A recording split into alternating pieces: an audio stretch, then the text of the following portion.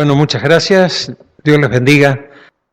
Bueno, el tema que en un principio habíamos hablado para compartir, ese era el tema desesperación, fe o esperanza. Son tres estados que se alteran, ¿verdad?, en nuestra vida, que tienen que ver con nuestro estado anímico. Y todo lo vivimos.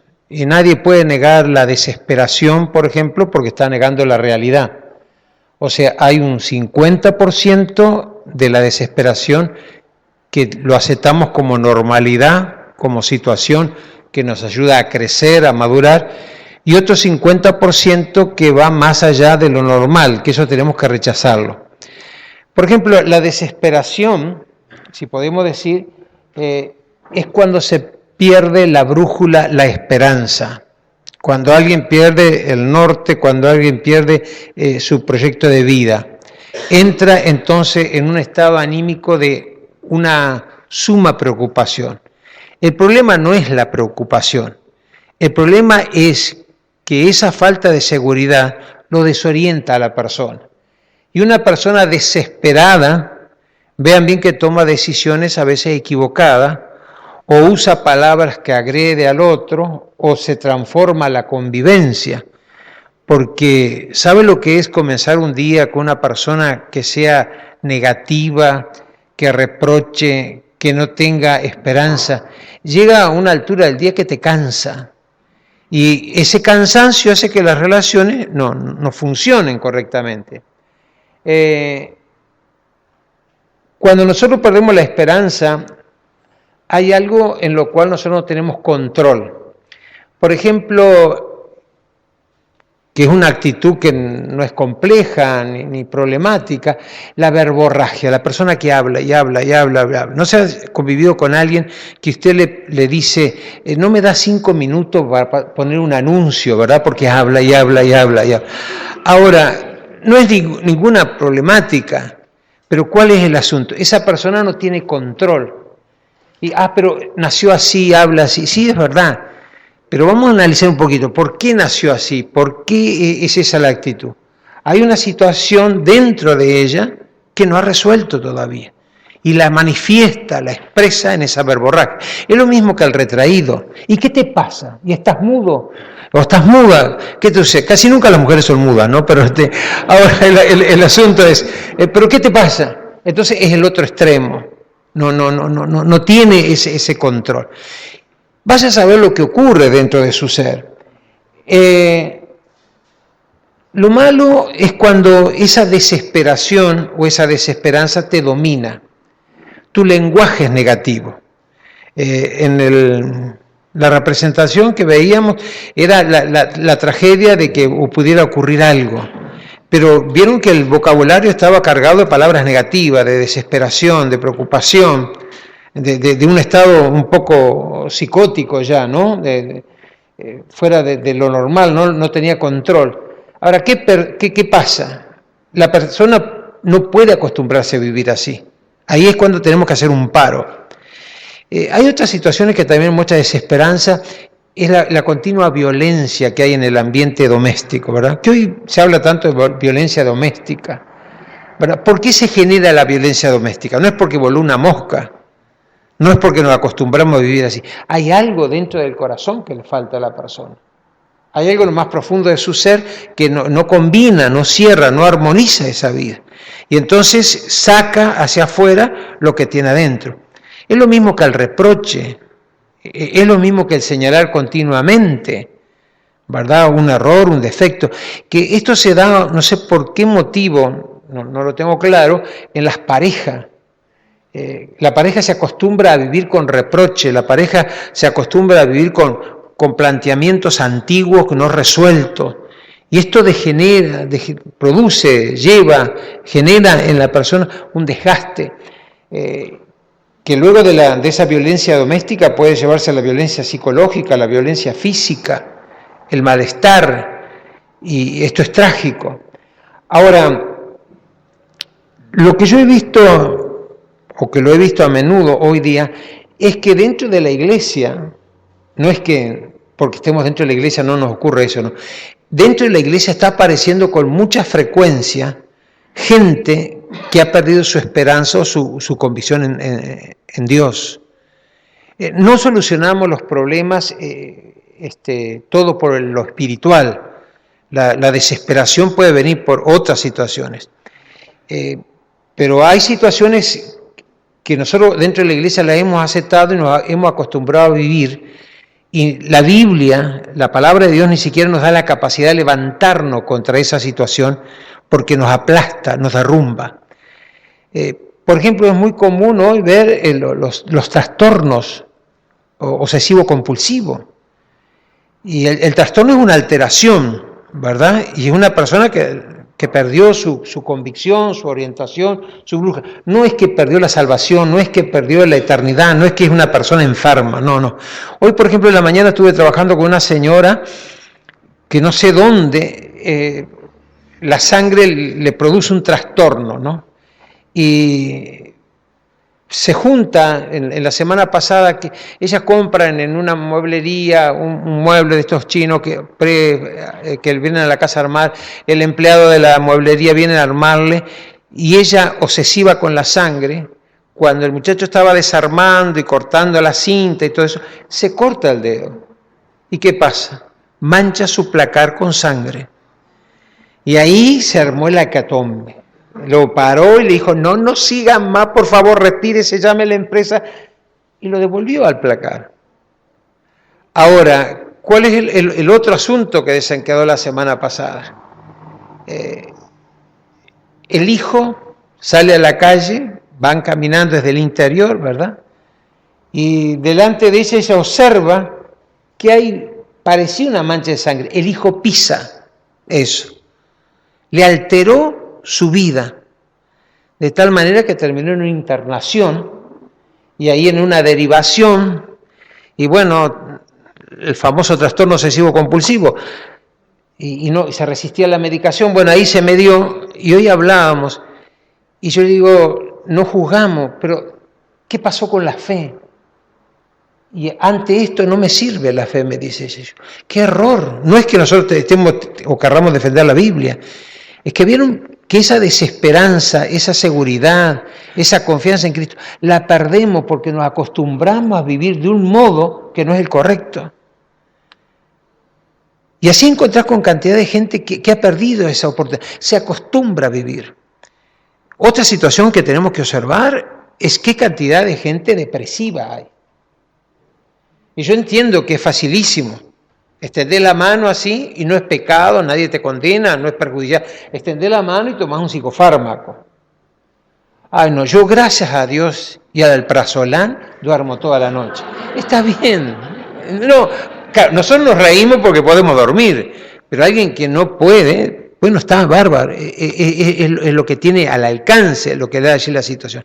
Pero el problema es cuando vos te acostumbras y entonces a la vida de fe, a la vida de confianza, le añadís eso. Es lo mismo que el que tiene seguridad económica. Gracias a Dios, bendito sea Dios, que nunca me falta el trabajo. No, bárbaro. Es buena la medida. Pero gracias a Dios, porque aunque te falta el trabajo, Dios es poderoso para proveerte. Entonces tenemos que extender un poco el pensamiento. Ahora, la fe, que es lo contrario a desesperación, ¿verdad? Es cierta certeza y es cierta convicción. Y tenemos que hacer aquí un poquito una separación. Está la fe nominal, la fe espontánea, la fe que compartimos en nuestro vocabulario, pero en una experiencia espiritual, que es la gente que cree, que la gente, vos le preguntás, ¿usted cree en Dios? ¿Y qué cree, que soy un animal? Pero no, fe la combinan con humanidad, con vida. Es la gente que tiene una fe conceptual. Ay, si no fuera por Dios, y hay ciertas actitudes o señales o gestos que expresan su devoción a Dios. Está correcto, pero esa fe no es suficiente para los momentos adversos. Entonces encontramos que la fe nominal es confianza, es esperanza. Y tal vez si en esta noche preguntáramos, ¿todos los que estamos aquí tenemos fe? Sí, tenemos fe, por eso estamos aquí. Pero es la fe nominal, fe de certeza, fe de esperanza, porque la Biblia nos habla de otra fe. Es la fe que produce resultados, es la fe que genera evidencia, Es la fe que nos lleva más adelante. No es la fe que nos resuelve, ojo. La fe bíblica es cuando la Biblia, la palabra, se apodera de mi corazón. Cuando en mi corazón hay un texto bíblico. No es que yo tengo a Dios como recurrente en un momento del verso, no. La fe es yo confío en lo que dice la Escritura. Yo confío en lo que me dice la Biblia. Y esa fe, esa confianza en Dios, es lo que me sostiene en medio de las adversidades. Y es tan lindo entender que en este tiempo que estamos aquí como comunidad, hay tantas cosas positivas. Por ejemplo, el cantar juntos. Nadie lo miramos como algo terapéutico, pero ¿sabe lo que es al unísono declarar expresiones de fe, de confianza, escucharnos los unos a los otros, darle una motivación a todos? Eso le hace bien al alma. La contención. Nadie cobra por contenerte, por saludarte, por abrazar. Lo hace espontáneamente. Y eso todo nos transforma. El saludo. Nosotros pensamos que el saludo, la cordialidad, es algo que está incluido en el diario vivir. No, ¿sabés que hay una cantidad de gente que al no tener ese contacto de salud, esa cordialidad, ese vínculo afectivo, entran en verse para adentro, en lo que le falta, en lo que no tienen, y luego de 10 minutos dice, yo no sirvo para nada, a mí nadie me quiere. Pero no tuvo ninguna manifestación, fue la falta de contención, de contacto, de comunicación, de visualización con el otro. Ahora, la fe sobrenatural se apoya en la Biblia. Ahora, la fe no es una confesión, la fe no es una declaración, la fe es un testimonio de vida. Y Jesús nos habló que cuando teníamos fe, y esa fe va acompañado del término que usamos, salvación, yo tengo que darte evidencia de mi salvación. Si vos tenés un carácter de perro, ¿verdad? ¿Dónde manifestás la salvación? No es que tengas que ser perfecto, pero si tenés un mal carácter, la salvación te va a empezar a traernos convicción y a reparar cuando nosotros hemos actuado incorrectamente. Porque no es solamente yo me sé lo que pasé, sé lo que... Mira, yo sé lo que vos pasaste, lo que vos viviste, pero la Biblia me enseña que yo tengo que confesar, arrepentirme, reparar el daño que hice. Es lo mismo que una persona que tiene mal humor. Y ha de ser triste vivir con alguien que tiene variación del humor. ¿Te imaginas que si dormís en la misma cama con ellos, tengo que mirar la cara a ver cómo amanece hoy, ¿no? Eso sería crítico, ¿no? Te abre paso al suicidio, ¿verdad? Porque el estado anímico te afecta. Y vivir con alguien que todos los días esté con ese mal ánimo también es cansador. Llega un momento que vos decís, siempre uso esta frase, los cristianos, Señor, o te lo lleva o te lo mando. ¿Verdad? Es imposible la convivencia, ¿no? La situación. Gracias a Dios que Dios tiene otro camino y que yo no puedo dirigir ese asunto, ¿no? Pero la fe se va a manifestar. Y hay algo, amigos, que nosotros tenemos que observar. La persona que te habla de la salvación, la persona que te habla de Cristo en su vida, bárbaro, es importante la conversación, el interactuar con el otro. Pero hay algo. La persona que tiene fe, la persona que ha experimentado la salvación, tiene un nuevo lenguaje. No es un lenguaje perfecto, pero sí es un lenguaje, como dirían los libros de autoayuda, positivo o un lenguaje de fe o un lenguaje creativo, no sé. Pero cambia. Vos no podés pensar que una persona sea salva y decir, qué dura que es la vida. Qué horrible lo que a mí me tocó.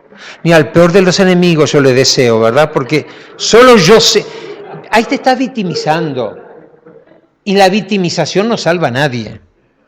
La victimización te lleva a que dentro de 4 días tengas ganas de colgar una cuerda de allá del techo y sabes lo que te pasa. No, ¿por qué? Porque te expones, te empobreces. Y hermano, una persona no pobre económicamente, pobre emocional, es la que se victimiza. La victimiza. Si alguien está soltero, por favor, no te cases con alguien que se victimice. Por favor, alejate, ¿no? Es cansador, es agotador, te atrofia la mente, ¿verdad? Ahora, ese lenguaje no es un lenguaje de fe. No es que estamos condenando, no es que yo tengo que romperme todo por dentro a ver cómo me armo. No, yo tengo que hacerme consciente. Porque una persona para victimizarse ya tiene una cantidad de situaciones abiertas, no resueltas, no cerradas en su vida. El que despierta lástima, el que se expone, gente que se expone continuamente, ¿verdad?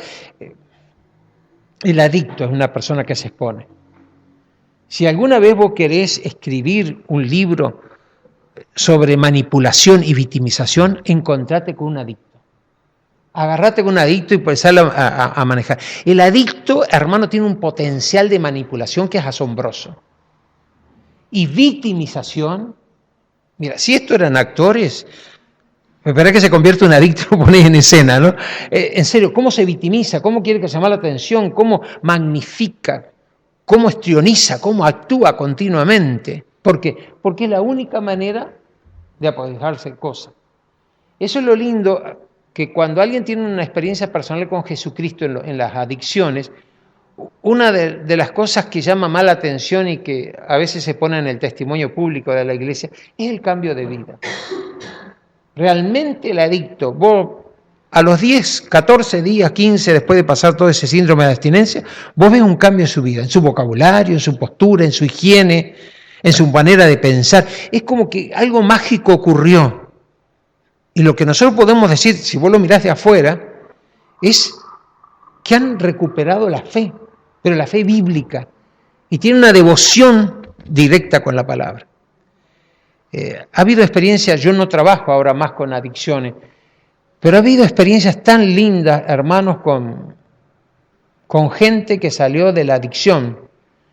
En este momento me vienen a la cabeza 3, que ellos los encontraron en Avenida Italia, con los contenedores ahí revisando, eran indigentes, ¿verdad? La comisaría de ahí del Parque Rivera eran muy conocidos, hasta que alguien les habló de Jesucristo. Le explicó de Jesucristo y le habló de la fe y de la fe de la Biblia. Hoy es muy interesante verlo con una familia constituida y los tres que me acuerdo en este momento están dirigiendo una comunidad cristiana de fe. No son perfectos, tienen sus cosas todavía, pero van evolucionando, como nos pasa a nosotros, ¿verdad? Ahora, la esperanza. Aquí tenemos que entender que la esperanza es lo contrario a desesperación, pero es distinto a la fe.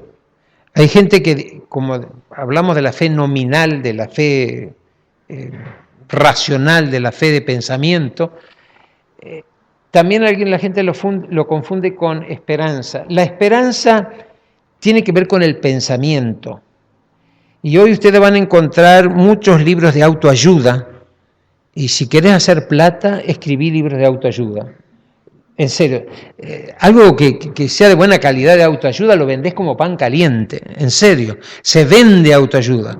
Tenés que tener a alguien que te promueva un poco y te ponga en vidriera, pero autoayuda genera mucho. Y gracias a Dios porque a cuánta gente los puede orientar. Pero la esperanza tiene que ver con la autoayuda. La fe. La fe en la Biblia tiene que ver con transformación, con cambios de vida. Y vean bien que por medio de todo este pensamiento, filosofía, orientación humanista que está bien, hay gente que ha logrado cambio. Hay gente que ha podido salir de situaciones muy, muy adversas. Pero siempre tiene que ver con el pensamiento. Y hoy se habla de pensamiento positivo, energía positiva. ¡Ay, qué horrible! ¡Qué energía negativa hay en este lugar! Escuchás a alguien que entra en un espacio, en una oficina. ¡Ay, quiero liberarme! Y se sacude el saco, ¿verdad? Ahora, eso tiene que ver con la esperanza, con ese pensamiento positivo. Ahora, no confundamos, amigos. Fe no es lo mismo que pensamiento positivo. Son dos cosas totalmente opuestas. El pensamiento positivo tiene que ver con la expectativa, con la esperanza, que eso es básico, elemental, el ABC de nuestra vida para vivir. Si alguien no tiene esperanza, no sobrevive. Ustedes saben que si nace un niño y se le cuida la higiene y se le da comida y no se le contiene, a las 3 semanas, antes de las 3 semanas el niño muere. Porque nosotros no somos seres solamente que consumimos. Un niño nace, se le higieniza, se le da alimentación, todo, pero no se le contiene, no se le abraza, no se le expresa afecto, deja de existir. Muere en un estado de angustia, y es por eso que todos los trabajos en el CTI hoy están buscando madres que estén representando su madre natural, ¿verdad? Porque por la falta de contención, de afecto. Entonces, cuando nosotros hablamos de ese pensamiento positivo, es toda esa contención, todo eso demostrativo.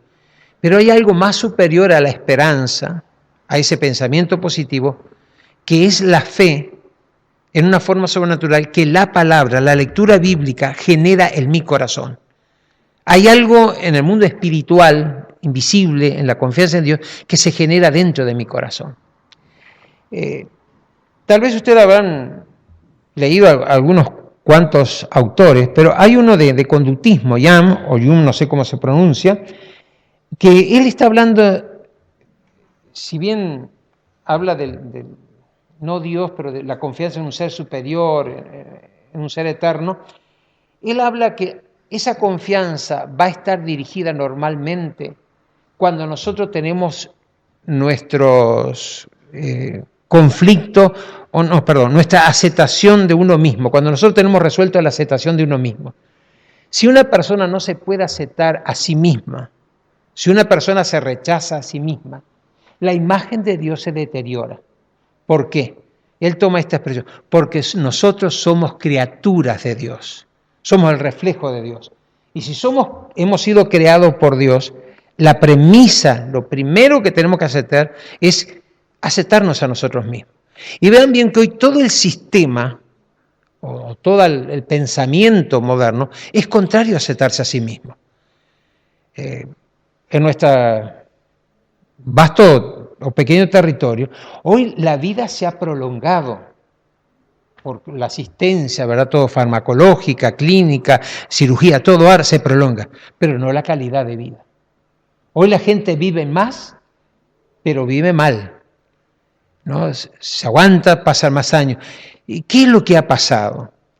Y aquí nosotros tenemos que entender que una de las problemáticas nuestras en la ancianidad es la soledad que hay.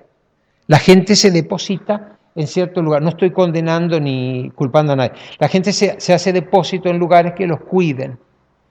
Y vean bien que ahí se replantea toda la situación.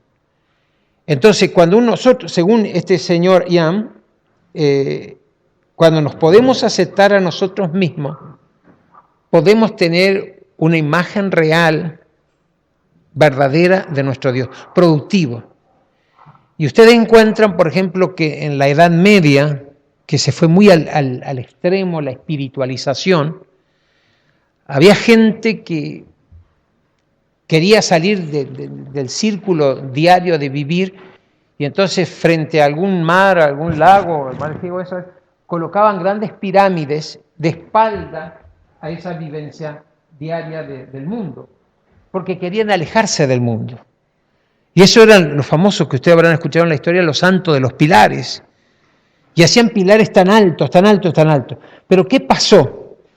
Allá arriba llegaba la inclemencia del tiempo, allá arriba todo. Ellos subían con una cuerda a la comida, de espalda al mundo. Pero se empezaron a llenar de piojos allá arriba. Y entonces los santos de los pilares eran los piojosos número uno, ¿no? ¿Y qué pasa? Salieron de la realidad del mundo, se abstrayeron de la realidad del mundo y perdieron la razón. Y los santos de los pilares, ¿en qué terminan? En un desastre, en un caos. Tendrán sus cosas positivas, como toda situación, pero lo que vemos nosotros como separación, como distanciamiento de esa organización diaria que era el mundo, terminaron perdiendo la razón. Ahora, ¿dónde genera el problema? Yo no lo estoy buscando, intento explicarle que genera en que la persona no se acepta a uno mismo. Y hoy hay un problema de falta de aceptación a uno mismo. Entonces, por eso, hoy hablarle a la gente con esos complejos, con esa baja autoestima, con esas situaciones traumáticas, ¿verdad? Pero pueden ser mínimas o grandes cosas, según para vos o para mí, cómo lo miramos nosotros. Entonces, hay una imagen distorsionada de Dios. Entonces es la gente que te pregunta, ¿y usted qué cree tanto en Dios? ¿Por qué se mueren los niños inocentes? ¿Y usted qué cree tanto en Dios? ¿Por qué se mueren los buenos y los sinvergüenzas siguen viviendo? Mira, yo no sé decirte, pero ese concepto sí entiendo que lleva a distorsionar la imagen de Dios. Ahora, Ian también señala aquí algunos postulados, por ejemplo, dice que la postura moral tiene que ver con la aceptación de uno mismo. Él toma también ya las palabras de Jesús y dice de juzgar. ¿Por qué una persona juzga? ¿Por qué una persona critica? Porque hay una cantidad de cosas que quiere ocultar en su vida que los demás no le vean. Entonces van por estos caminos. Ahora, todo esto lo podemos decir pensamientos de otras personas, de otros humanos como nosotros. Pero volviendo a la Biblia, hay un capítulo en la Biblia que es Hebreos 11, que habla de héroes de la fe, una columna de héroes de la fe. Pero luego, al terminar el capítulo, a la mitad del capítulo, él cambia la temática, no lo habla de héroes en la fe. Está hablando de gente que tenían fe y que murieron aserrados, murieron presos, sufrieron naufragios, tuvieron en medio de pestilencia y no fueron héroes en la fe, padecieron todo eso. Y luego termina el autor de Hebreos, dice que algunos no alcanzaron lo prometido, guardándole Dios una esperanza en los cielos. Y nosotros vemos gente que tiene éxito, gente que no sobresale tanto y gente que aparentemente es un fracaso. Pero cuando la fe, no la esperanza, no la desesperación, cuando la fe bíblica está en nuestro corazón, nos lleva a pensar, a creer por encima de los límites. Y es así que hoy día nosotros nos encontramos con tantas situaciones controversiales. Yo no puedo explicarte todo lo que vos quieras preguntarme o lo que yo te quisiera preguntar a ti, porque somos humanos limitados. Pero sí la palabra, la Biblia, nos da sabiduría para estos momentos difíciles y adversos. Cuando José me hablaba de la desesperación, es que tenemos que hacer un alto para no acostumbrarnos a vivir desesperados. Y aquí surge el concepto, ¿qué es vivir desesperado? Es vivir fuera del contexto de la realidad. Casualmente en el día de hoy también estaba atendiendo un señor que es ingeniero, ¿verdad? Y muy casual, detrás de la córnea del ojo le salió un tumor. No se ha visto aquí en el país. Se está atendiendo en La Española. Y bueno, todo un tratamiento, es un dolor. Ahora le saltó metástasis a una cantidad de partes del cuerpo. No hay nada que hacer. Y entre todas esas cosas, él llega en Buenos Aires a un médico chino. Y el médico lo revisa, médico, ¿no? Y él apela a algo. Dice, hombre, durante toda tu vida, tú alteraste el reloj biológico de tu cuerpo. Y tu cuerpo se enfermó. No sé cuánta verdad hay. Me llamó la atención que practica acupuntura, ¿verdad? Este médico con él. Pero el problema no lo trató por un tumor maligno que ahora le salpicó en todo el cuerpo, sino que lo focalizó en este paciente, que él castigó su cuerpo exigiéndole tantas cosas. Por ejemplo, él decía, viajaba 4 veces por año a China, porque él tiene un comercio y como ingeniero, y decía, pero ¿cómo usted podía hacer eso? Todo ese reflujo, todo eso. Ahora, ¿qué pensamos? No todo es espiritual, pero sí hay una causa espiritual en cada uno de nuestros problemas. Y yo creo que cuando uno se acerca a Dios y lee la palabra, lee la Biblia, uno se va encontrando con uno mismo. Eso es importantísimo.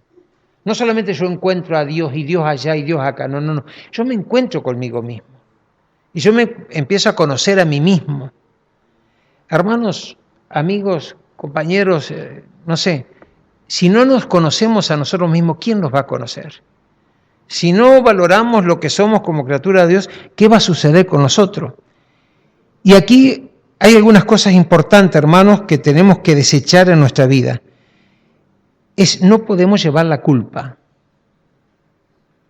Yo creo que si tenemos una experiencia con Jesucristo, si venimos a la comunidad y leemos, no se me van a solucionar los problemas. Aquí no hay nada mágico. Aquí no hay nada sobrenatural, no se toca algo sobrenatural para que acontezca. No. Aquí lo que intentamos es guiarte la parte emotiva, la parte espiritual, para que te aferres a Jesucristo. Y una de las cosas primeras que va a hacer Jesucristo es librarnos de toda culpa. Hay dos situaciones que son difíciles de reparar, pero se pueden reparar. La primera situación es el aborto. No es que yo esté en contra del aborto, ¿no? La persona que abortó, el problema no es el aborto. El problema es quién le quita la mochila que lleva. Y es algo que te cuesta. Y mirá que tenés que, terapia intensiva, hasta 2 veces por semana tenés que a veces ayudar a la persona, porque esa situación es difícil reparar, pero es posible reparar. Y la otra situación que es bastante complicada para reparar es el abandono. El abandono te marca para toda la zafra. Vos podés tener 60 años, pero todavía ya en el fondo te queda aquel síntoma de abandono. Y cuando se te aparece algo parecido a lo que viviste, ay, no sé qué me pasa, me invadió una tristeza, la verdad que sería este día que faltó eso. No, es todo si viviste abandono, el abandono te marca. Pero sabés que es posible superar el abandono. Y la Biblia habla, aunque mi padre y mi madre me abandonaran, a través de la fe con todo eso, Jehová me recogerá. Y no es que estamos buscando texto para poner como soporte a distintas situaciones. Son distintas situaciones difíciles, pero son posibles de reparar. Otro es el dudar permanentemente. El dudar no es algo que vos lo absorbiste, es algo que vos incorporaste, lo aprendiste. Entonces, si tenés culpa, si tenés duda permanentemente, hay una disintonía. No es que no seas cristiano, no es que no seas creyente, no. Hay algo disfuncional dentro de nosotros. Y eso tenemos que repararlo. El otro es el vivir con miedo, no este miedo colectivo social que estamos viviendo en nuestro país. Es el vivir con esa inseguridad presente. El miedo permanentemente.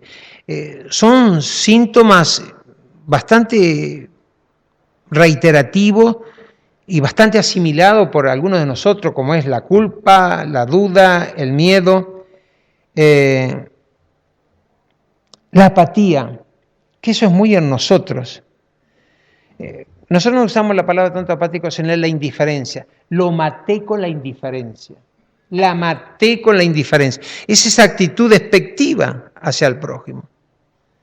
Y esto no nos ayuda. Ahora vean bien que el Evangelio no habla todo lo contrario. Por ejemplo, 1 Juan, más dice, en el capítulo 1, dice que la sangre de Cristo nos limpia. ¿Y qué quiere decir que nos limpia? Arrasa, arranca, saca, quita toda la culpa, todo el miedo, toda la duda. ¿Y con qué tenemos que llenarlo? Porque no es que dejó ese hueco. Tenemos que llenarlo con la palabra bíblica, con las escrituras, con lo que nos enseña la Biblia. Y te digo que lo otro que tenemos que reparar es la baja autoestima. Si nosotros no podemos aceptar a nosotros mismos, ¿quién crees que te pueda aceptar? Hace poco había un señor, que claro, uno lo cuenta como chiste, pero no. Yo no lo pude ayudar, ¿no? Es un señor que no tiene cierta hermosura física, ¿verdad? Tiene cierta descompensación armoniosa en su rostro. Y él me llama por teléfono y dice, ay, Cervete, estoy triste. Dice, ¿por qué? Perdón la expresión que voy a usar la misma que le dice. Mis hijas son locas, feas y nadie las quiere.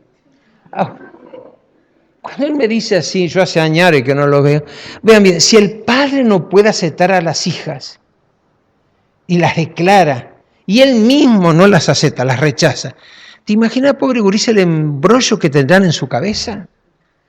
Y yo traté de convencer, no me trata de convencer, es así, así. Bueno, yo no te voy a luchar contra ti. Nadie te puede cambiar el concepto que vos tenés de vos mismo, si no sos vos. Vos de adentro tenés que comenzar a cambiar. Y ahí es lo importante. Cuando nosotros representamos la experiencia de fe y de salvación, Cristo entra a morar en nuestro corazón. Y desde aquí, desde el corazón, Cristo nos transforma a nosotros. En el Salmo 31, allí hay unas palabras que yo le quisiera leer en esta tarde para terminar, sobre la vida de desesperación, la vida de fe y la vida de esperanza en Dios. Cualquiera de los tres son estados anímicos que vamos a vivir, pero no tenemos que dejar que la desesperación nos domine y no tenemos que confundir fe y esperanza. Salmo 31, 19 dice, cuán grande es tu bondad, en el Salmo 31, 19, cuán grande es tu bondad que has guardado para los que te temen, que has mostrado a los que esperan en ti delante de los hijos de los hombres.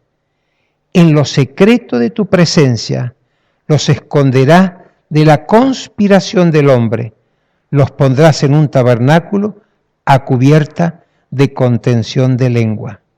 En lo secreto de tu presencia, y los pondrás bajo la cubierta de tu tabernáculo.